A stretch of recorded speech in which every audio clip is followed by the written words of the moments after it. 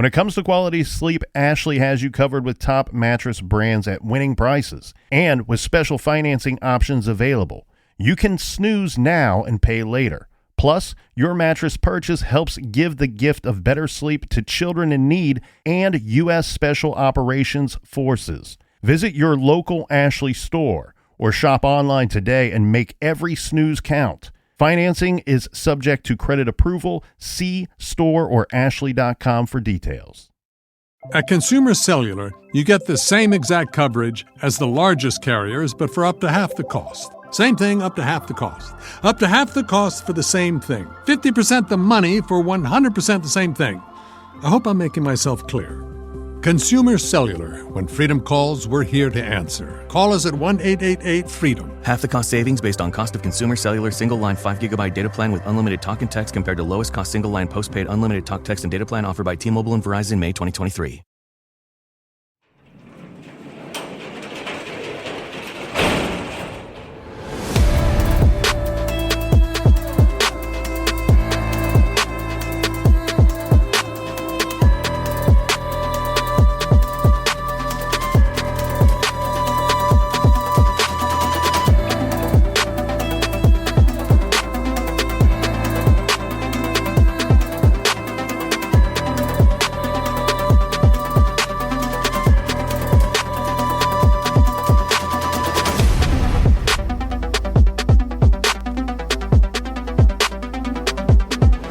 Welcome to True Crime Garage. Wherever you are, whatever you are doing, thanks for listening. I'm your host, Nick, and with me, as always, is a man who celebrates his victories the proper way, with sloppy steaks at Trufani's. Here is the captain. Yes, we are the champions. It's good to be seen and good to see you. Thanks for listening.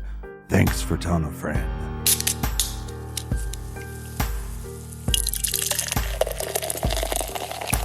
This week we are very excited to be featuring Bob's Your Uncle, which is a delicious English pub ale from the master brewers at Low Res Brewing in the Windy City, sweet home Chicago, as they say. Bob's Your Uncle is a medium-bodied brown beer featuring traditional UK hops, garage grade 4 out of 5 bottle caps. And here's a little praise and thanks to some of our good garage friends. First up, a cheers to Steve-O from the mean streets of Halstead. And a big we like to jib to Ron Runkle in Cleveland, Georgia. And last but certainly not least, we have a very special shout out to my man, Bart Harley Jarvis in beautiful Parts Unknown. Everyone we just mentioned, they went to truecrimegarage.com and contributed to the beer fund, and for that, we thank you. Yeah, pew, pew, pew, pew, pew. BEERRUN Beer Run. Make sure you go to our store page. We have a promo code going on until the 12th, so you need to get on it right now. The promo code for 25% off is Cheers 2023. Check that out and everything True Crime at truecrimegarage.com. And Colonel, that's enough of the business. All right, everybody, gather around, grab a chair, grab a beer. Let's talk some true crime.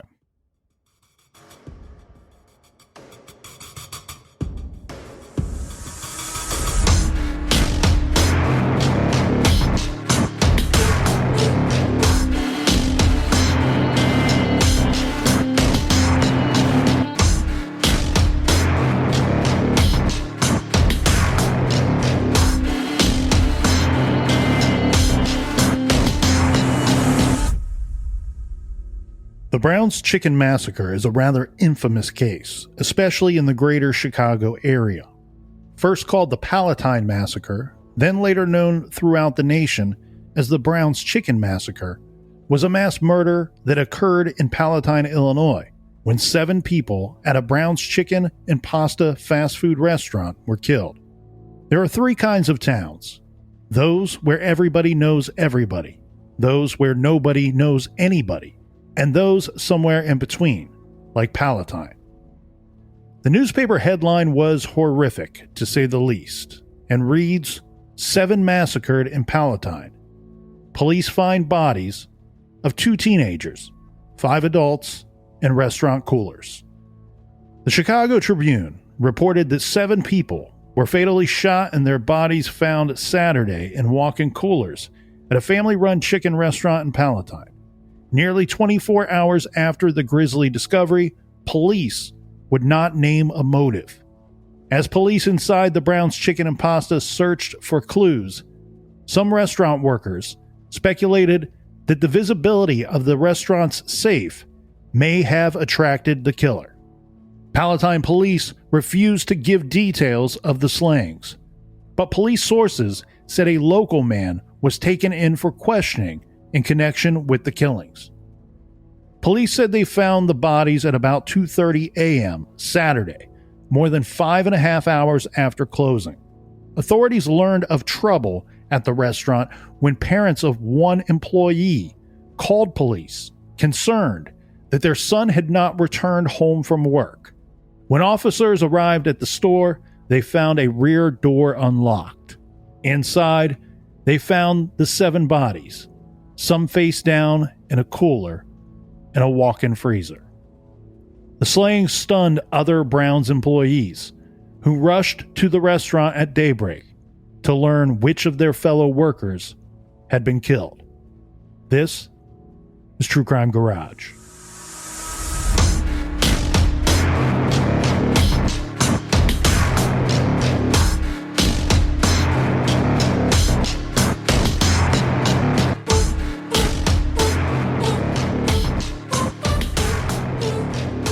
Here in the garage, we are forced to use a lot of jarring terms, such as blood and murder.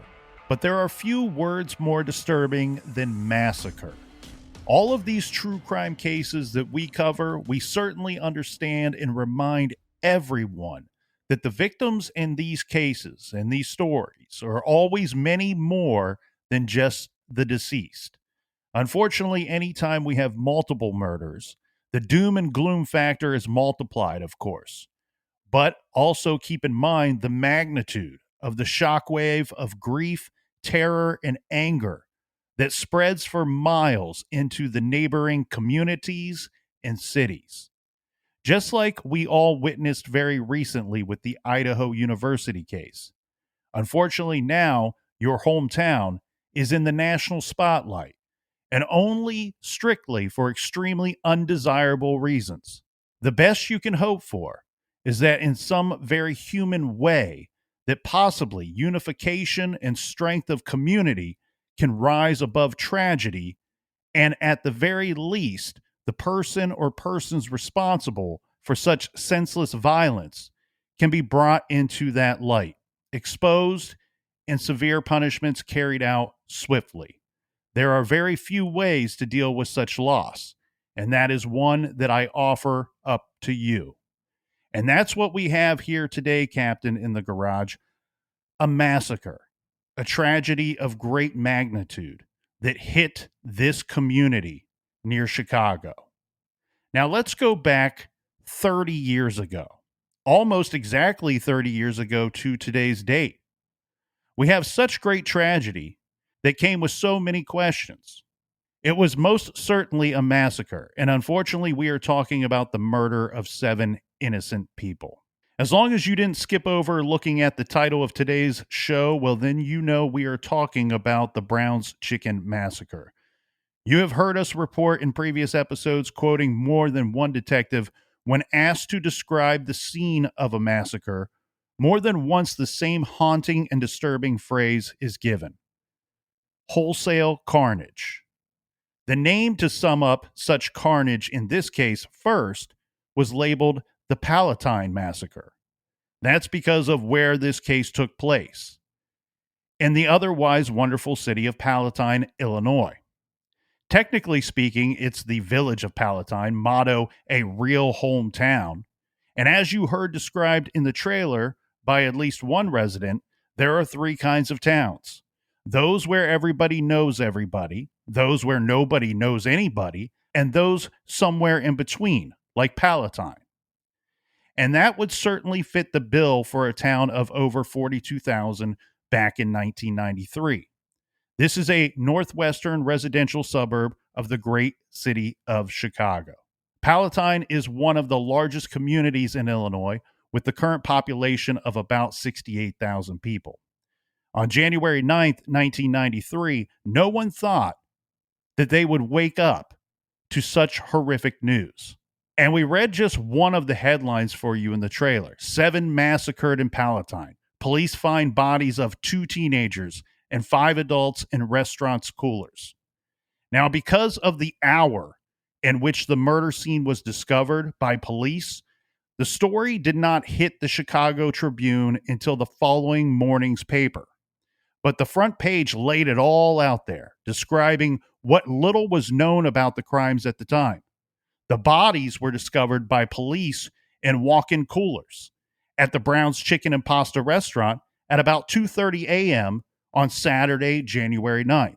For those not familiar, Brown's Chicken is a chain of fast food restaurants specializing in fried chicken. For those who are not familiar with Brown's Chicken and Pasta, its origins go all the way back to 1949. And then Brown's Chicken expanded to many locations throughout the United States in the 1970s.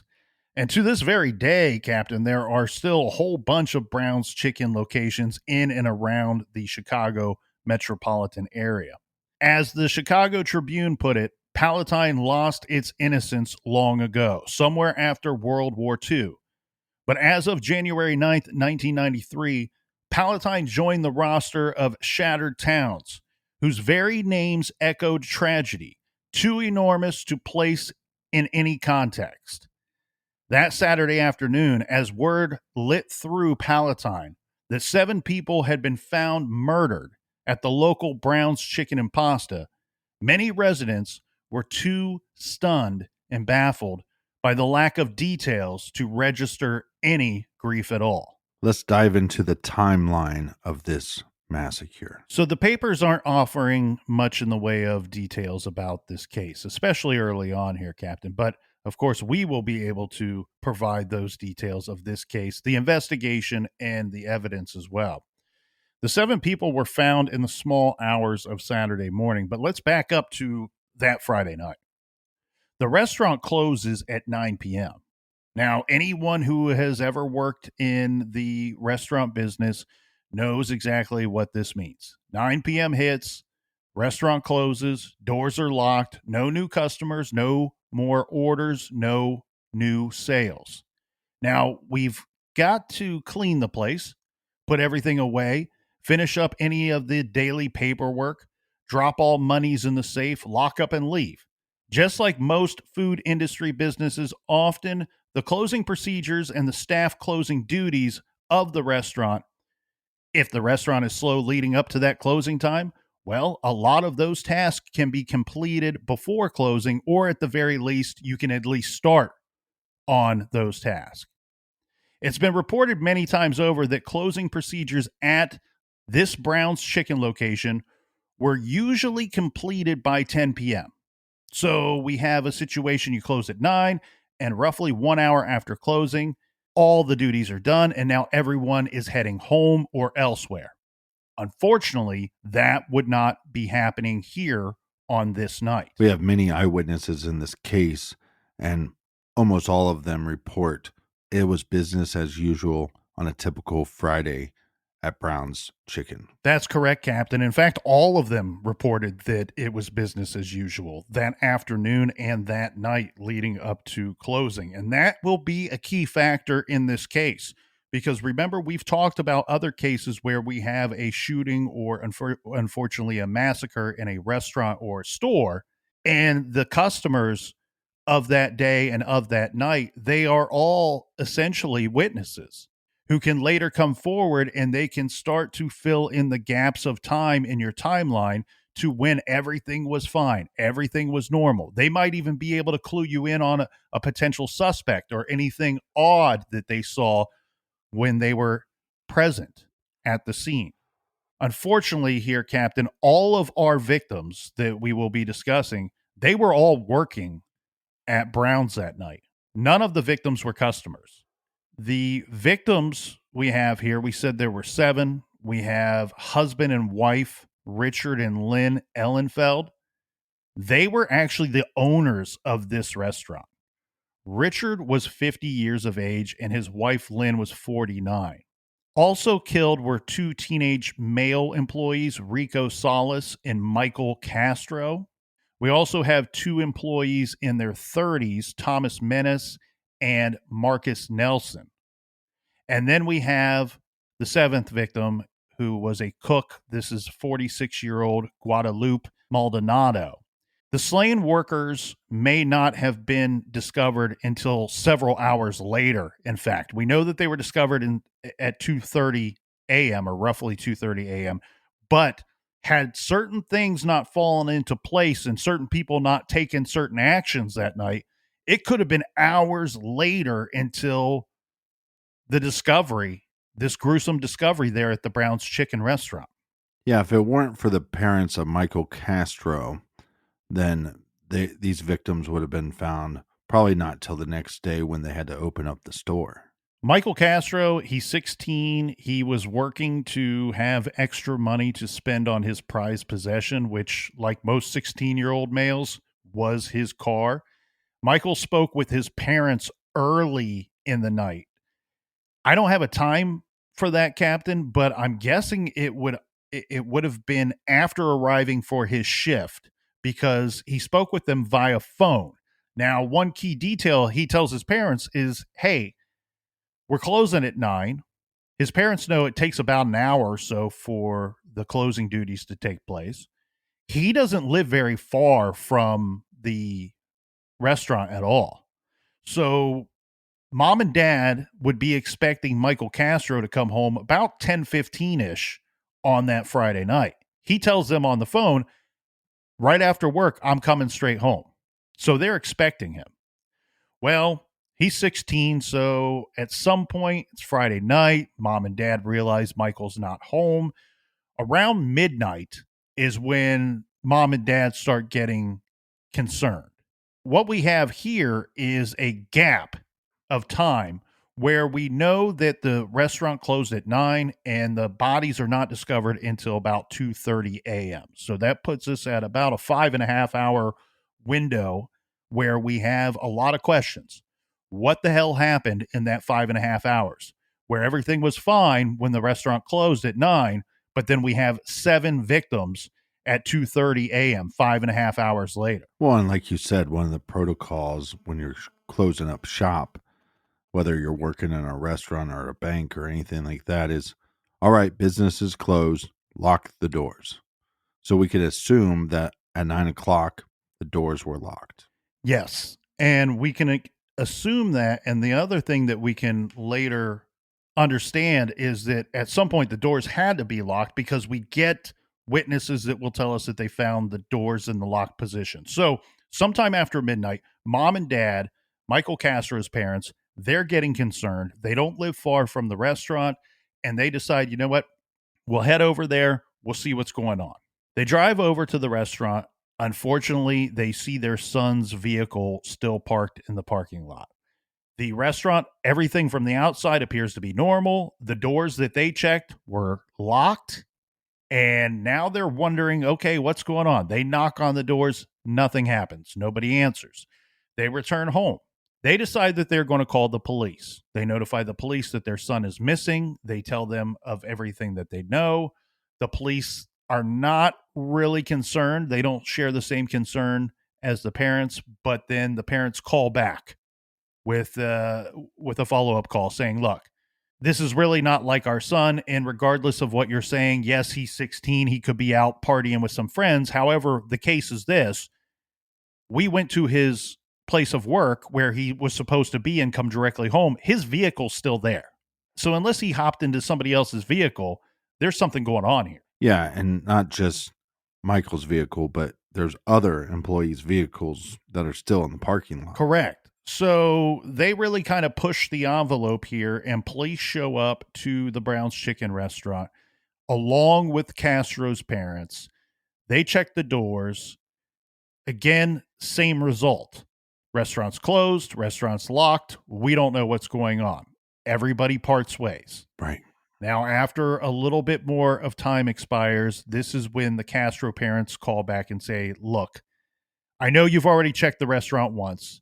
I'm insistent that the restaurant be checked again. We got to be doing more here to find my son than just waiting. Well, and I bring up those other cars because if I'm law enforcement and we have a teenager's parents calling saying, hey, our son's missing. Well, he worked that day. It's possible he went out with some friends and they picked him up from work.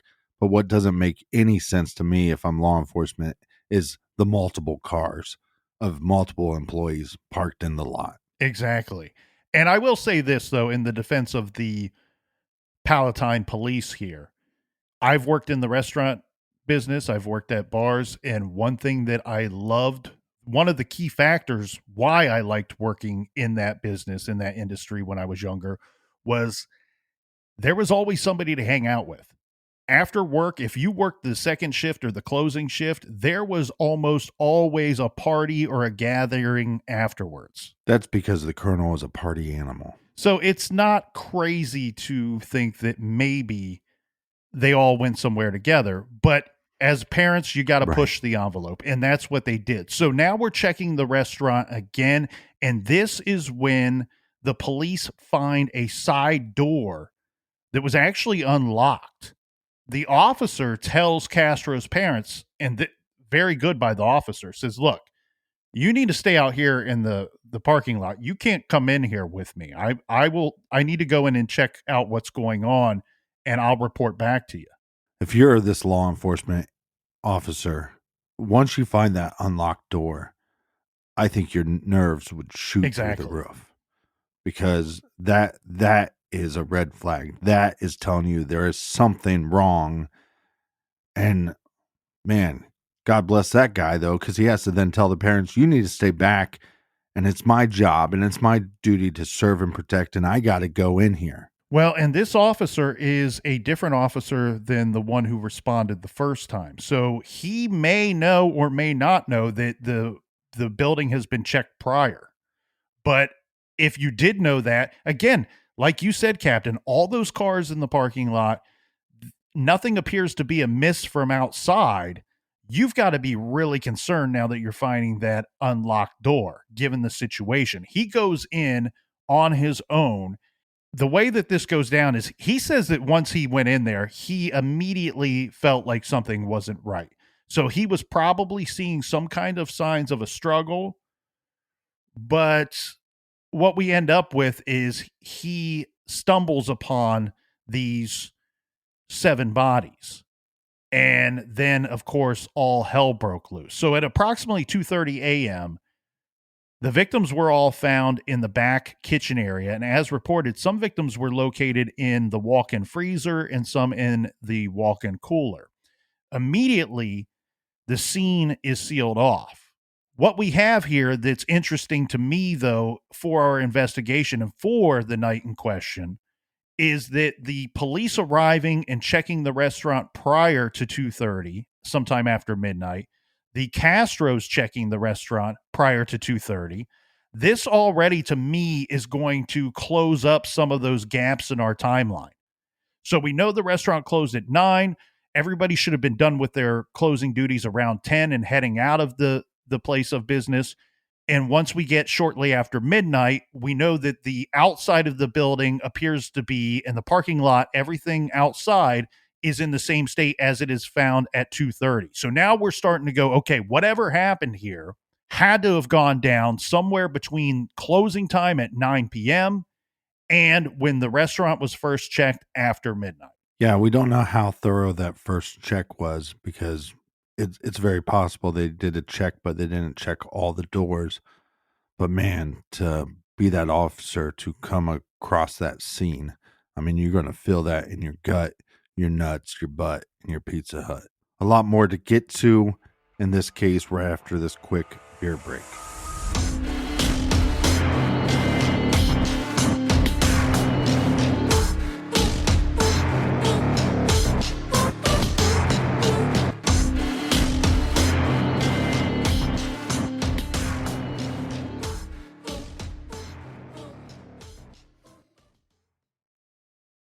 This show is sponsored by BetterHelp. Do you look forward to the holidays? Maybe you struggle with seasonal blues. This time of year can be a lot, and it's natural to feel some sadness or even anxiety about it. But adding something new and positive to your life can counteract some of those feelings. Therapy can be a bright spot, something to look forward to make you feel grounded, and to give you the tools to manage everything going on. If you're thinking of starting therapy, give BetterHelp a try. It's entirely online, designed to be convenient, flexible, and suited to your schedule. Just fill out a brief questionnaire to get matched with a licensed therapist and switch therapists at any time for no additional charge. Find your bright spot this season with BetterHelp. Visit betterhelp.com/garage today to get 10% off your first month. That's BetterHelp, HELP.com/garage.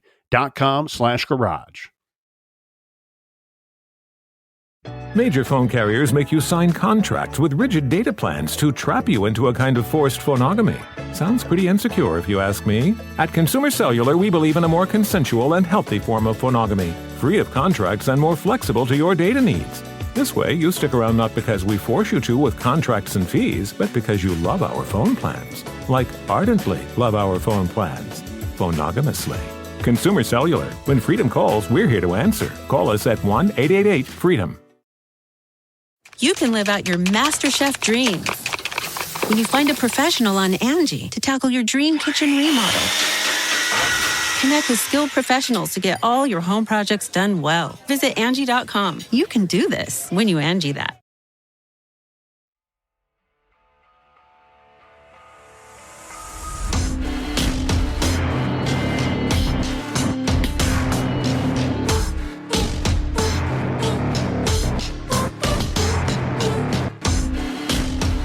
All right, Colonel, we are back. Cheers to everybody for joining us here in the garage, and cheers to another year with the Colonel. Cheers to you, Captain. Let's get back into our timeline here. So, as we said, after we have this gruesome discovery, immediately the scene is sealed off. The Cook County Medical Examiner's Office is notified of the situation, and detectives and evidence technicians are requested to the scene. Evidence collection begins as soon as they arrive. Police will be busy to not disturb the bodies or the crime scene, but also collecting evidence all the while. They have to photograph the bodies from several different angles. So police are busy photographing and videotaping the scene. At 8:30 a.m., we have the medical examiner. This is Dr. Robert Stein. He arrives on the scene. In this case, the victim identification was delayed, and this was on purpose. It was delayed to preserve the crime scene. After the medical examiner is finished with his initial investigation, then we're going to have the technicians transport the bodies to the morgue. This does not take place or start to take place until between 4 p.m. and 7 p.m. This is when the bodies were removed from the restaurant. The following day, which will be Sunday, January 10th, is when the autopsies would be performed. All these procedures, I'm assuming, are taking longer because we don't have just one victim. We have multiple victims. Let's get into the layout of this restaurant. As we are all familiar with, oftentimes there are casual and fast food restaurants located in front of or very nearby shopping malls and shopping plazas. Well, that was the case here. This store sat at an angle, almost tilted diagonal, in the square-shaped parking lot that surrounded the restaurant. Directly to the south of the restaurant, you have the Northwest Highway. To the west is North Smith Street. And to the north and the east of the restaurant, you have larger businesses. Brown's Chicken was a standalone restaurant with its own parking lot. So surrounding the parking lot for Brown's Chicken, you have these two roads that see a decent amount of traffic. And then on the other two sides, you have parking for the other larger surrounding stores and businesses. The front of the restaurant, more so facing the highway, is decorative. It has the words Brown's Chicken in large cursive lettering across the front roof side overhang. The restaurant is a square-shaped building Windows line the front of the building with small bushes just below. It looks very similar to me to McDonald's building. Because of this design, the entrance and exit ways were on both sides of the restaurant. So we don't have any entrance in through the front. It's on the sides, both sides. There was a set of double doors on each side. Inside, we have the front of the house with entrances, seating, and room for lines to form in front of the two registers. And then, of course, you have the back of the house with the cookers, coolers, prep table, and office. You have the counter with two registers separating the front of the house from the back of the house. The victims were found in the back kitchen area, in the walk-in freezer and walk-in cooler area. Two of the victims, Richard Ellenfeld and Thomas Menes, were found in the cooler. This is on the west side of the restaurant. The other 5 victims were found in the freezer.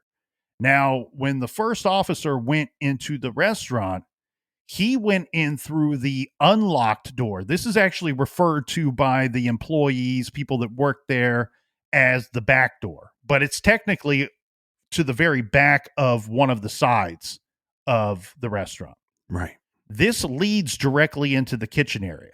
This is referred to as the back door because this is a door that was commonly left unlocked for employees to come in and out for their shifts, for trash removal, and if they needed to bring in supplies to the restaurant. So even when it's working, if the employees are in there working, this door is often left unlocked just because it makes things quicker, more efficient for employees to get in and out throughout their shifts.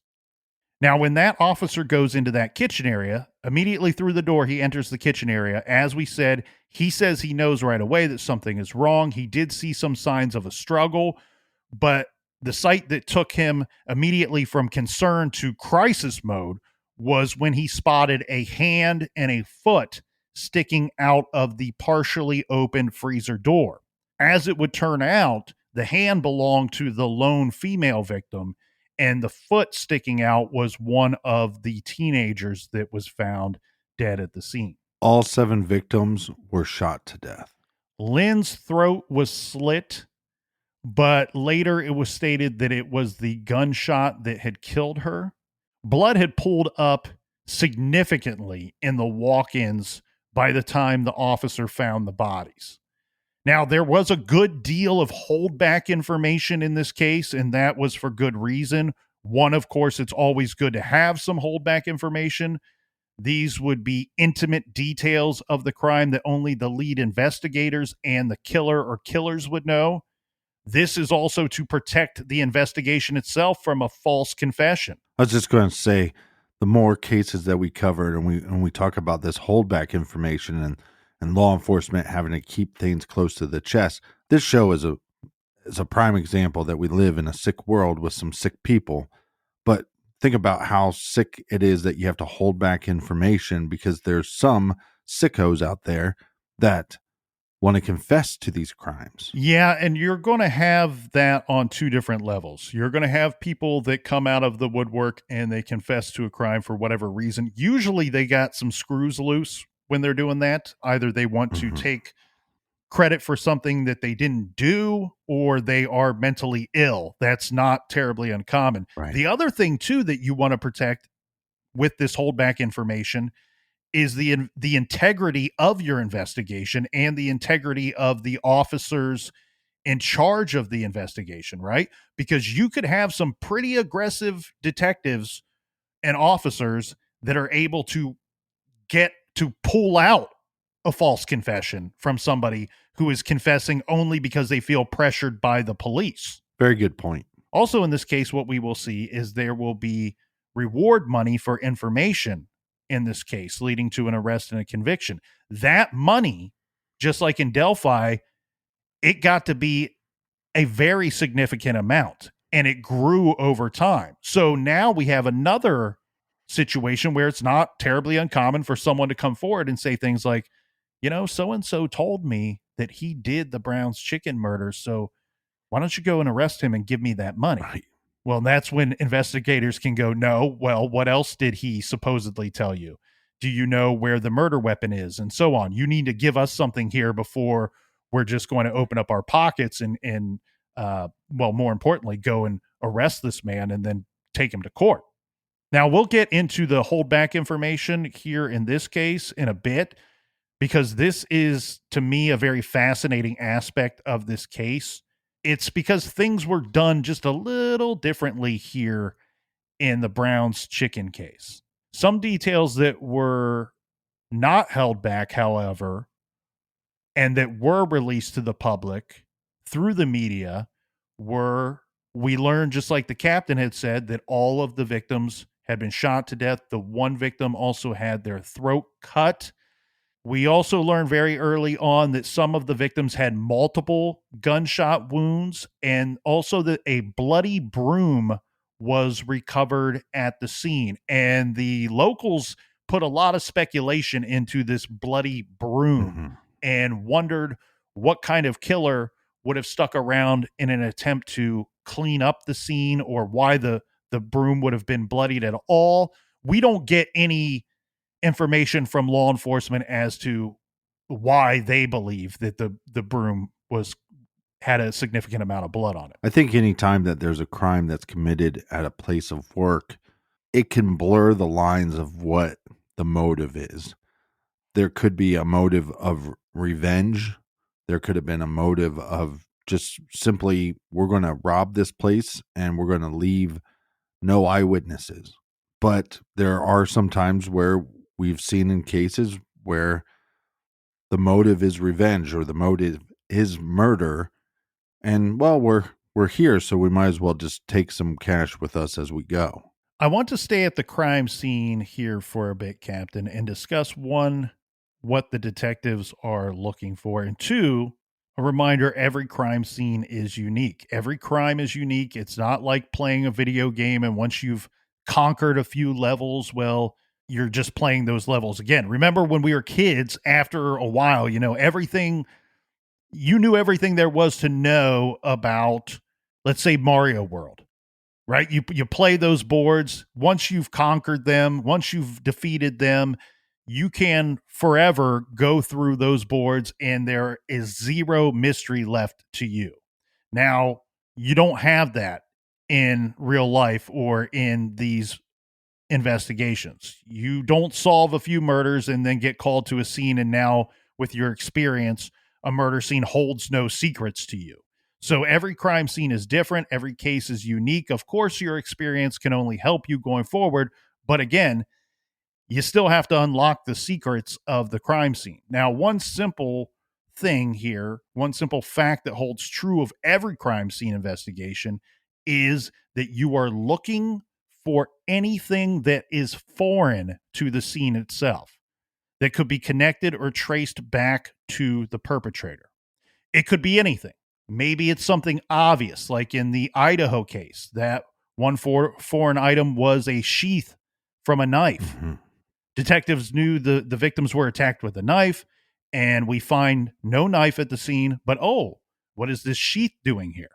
So that's an example of something very obvious. Now, we could also be talking about something that is not obvious at all. Take, for example, the 1986 Jessica Gutierrez case, where that one foreign item or your one clue, all the evidence they had there was one single thumbprint that was found on a window frame. So much harder to find. And by the way, we covered that episode in the garage. It's Jessica Gutierrez, episode number 48, with a follow-up episode on Off the Record, episode number 147. Now, while the fingerprint, Captain, is obviously so much more difficult to find, the great thing about the fingerprint is that, God bless it, the fingerprint is so incredibly unique. So that is very good evidence, because you're not only looking for that foreign item at the scene left inadvertently or otherwise by the perpetrator, but you need to be able to connect that item or trace that item back to your perp.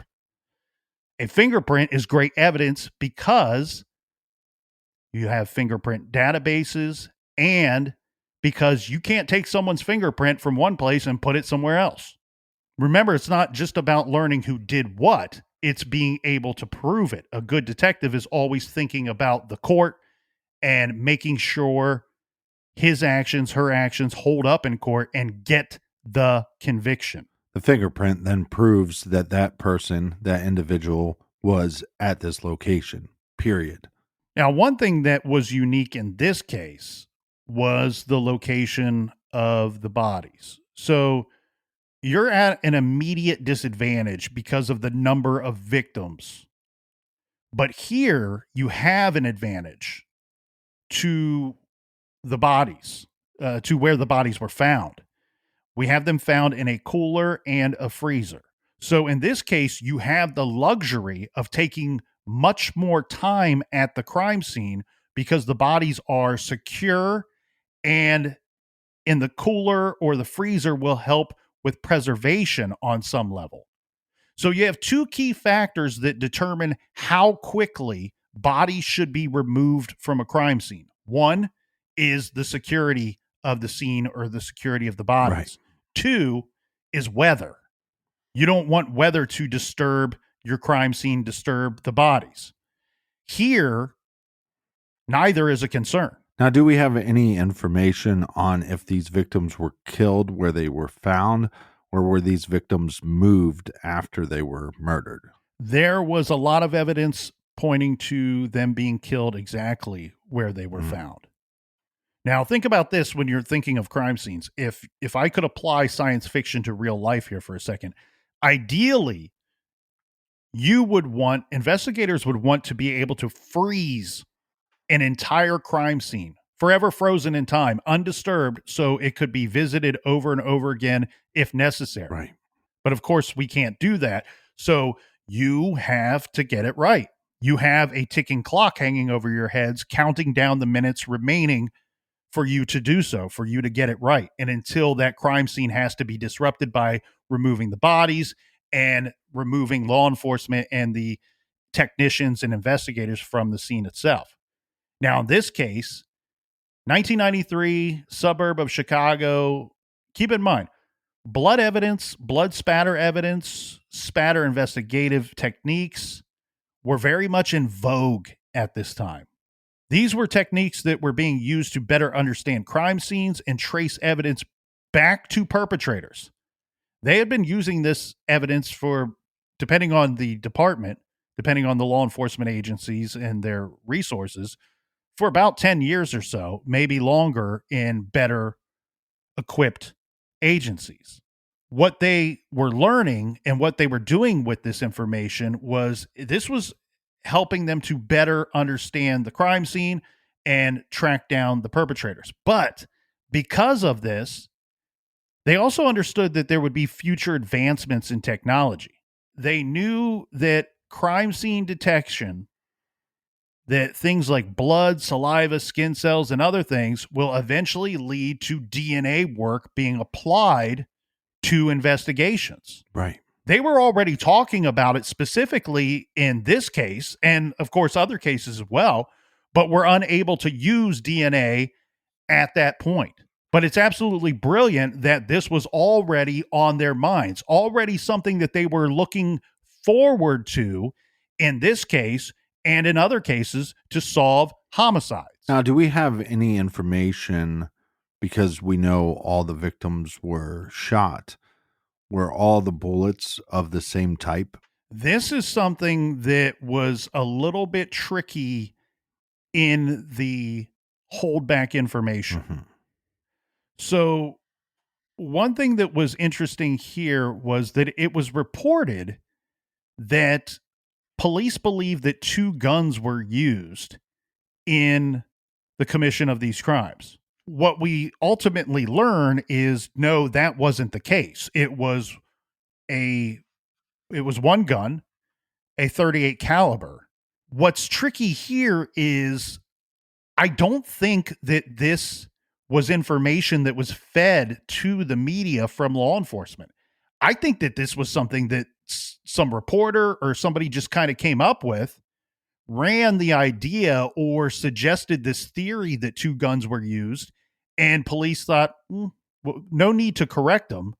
No need to sort that out and straighten that out for them. That now becomes holdback information for us that we only believe that 1 gun was used. So obviously, when you have 7 victims and this news is coming out to locals, the fear level goes through the roof because we don't know if it's a robbery that went bad or if, like we said, a revenge killing or just some psychopath or psychopaths on the loose and a spree killing. A lot of the locals started saying, well, this is due to a lack of security to this business. Yeah, and you're going to have this, right? People want to throw blame around. This is a huge tragedy. Everybody's hurt. Everybody's heartbroken. We want answers. Why the hell did this happen? How can we prevent this going forward? And of course, the first thing that's pointed out, as you said, Captain, was this belief in a lack of security at the Brown's Chicken restaurant. And you know what? They're right. I can't say that was the whole driving force behind whatever happened here, but it is obvious that you do have a lack of security. And we know that because we talked about that quote unquote back door, Right. Technically a side door, but a door that is accessed by workers and in and out constantly. Now, I will say this in Brown's defense, that's extremely common. Again, I've worked at a bunch of restaurants. The majority of them had a door that was always unlocked. If there was somebody in the building, that door was unlocked. Usually it is a back door or a side door. Now, some of the places that I've worked will have like a surrounding either fence or wall, brick wall, where yes, there's no cover from overhead, Right. but you have to be let in through a locked space, and then you can access that door that remains unlocked. Well, one of the first things that I thought when examining this case was when I worked at a bank, depending on where the branch was, if we had a bunch of employees that had their cars in the parking lot, we were supposed to keep those doors locked until all the procedures were done. But if you're trying to be a good manager, and this is 1993, I don't think anybody had remote starts on their car. So in January, around the Chicago area, it's going to be pretty cold. So is it possible that they let people out to go start their car and then come back in? That's one of the things I initially was interested in this case. Yeah, and you're right. You want to figure out when the perpetrators gained access to the restaurant. Was it before they closed and locked the front doors, let's say, or was it after the closing time? Now, again, that back door, what they're calling the back door, remained unlocked. There were some other problems with security here at this particular restaurant. One, we have owners leaving with money. Right. Now, that's not terribly uncommon. Managers often leave with money as well, but that is something to consider when looking at the overall security of your business. It's very easy to intercept somebody with a large amount of cash when they are exiting the building before they get to their vehicle. So here, the owners usually took the money home with them or would deposit it at the bank on their way home. Another problem is the safe itself was visible to customers from the counters where customers would go up to order their food and purchase their food. Right. And also the other thing, look, it's 1993. It's not 1945. There were no security cameras in this restaurant. And I that's something I just do not understand. And I get it. It's 1993. It's significantly different than things are in 2023. But not having security cameras, yes, they would have been rather expensive at the time, but we do ads for it and recommend things like Simply Safe and ADT. We're very lucky to have had them as sponsors on our show. And we are huge proponents here at the garage because look at all these things that we talk about. We are recommending to everybody, secure your home, secure your businesses, get security cameras, put security protocols into place, because here's the thing. sometimes it's not about capturing what happened or having a recording of what happened. Mhm. It's also a major deterrent to somebody to come in and do something like this or attempt to rob a place.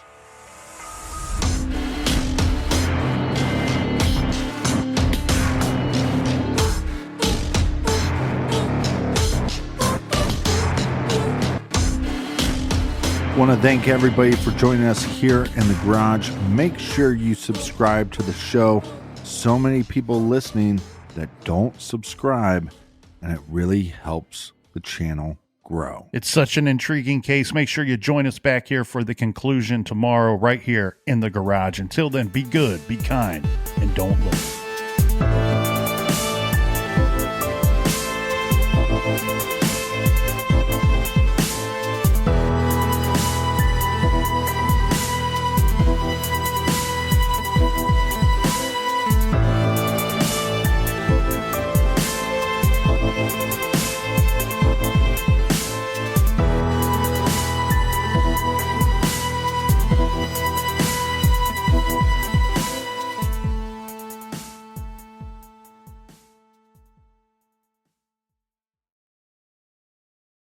You can start your day off right when you find a professional on Angie to get your plumbing right first. Connect with skilled professionals to get all your home projects done well. Visit Angie.com. You can do this when you Angie that.